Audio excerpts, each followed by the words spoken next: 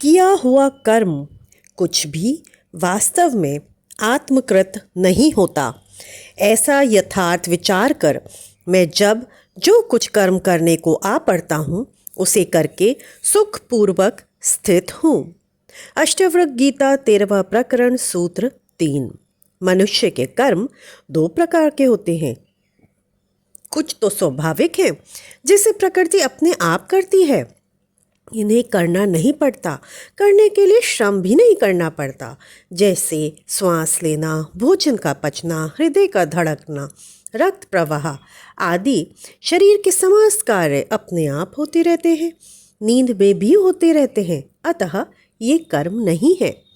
कुछ कर्म ऐसे हैं जिन्हें मनुष्य कर्तव्य समझकर करता है, कुछ पाने की इच्छा से करता है, मान सम्मान पद प्रतिष्ठा के लिए करता है, भोग की वासना से करता है, सुख शांति आनंद के लिए करता है, शरीर पोषण के लिए करता है, अपने विकास एवं उन्नति के लिए करता है, दूसरों की भलाई के लिए करता है, राग द्वेष ईर्ष्या से करता है आदि कर्मों का बड़ा विस्तृत जाल है।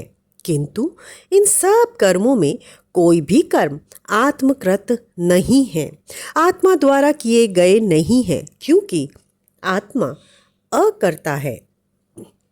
उसका ना कर्म से संबंध है ना कर्म फलों से।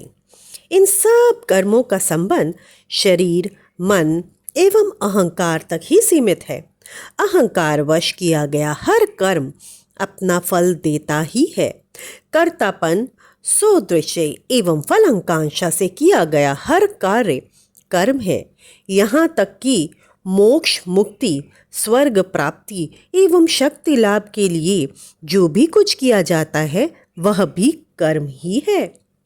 जहाँ मनुष्य करता है, जहाँ मैं की उपस्थिति है, वही कर्म है तथा वही उस कर्म फल का भोक्ता होता है, अन्यथा नहीं। आत्मज्ञानी भी कर्म तो करते ही हैं, उन्हें भी खाने पीने रक्षण संबंधी कर्म करने पड़ते हैं, बल्कि वे भी उन सभी कर्मों को करते हैं जिन्हें अज्ञानी करते हैं।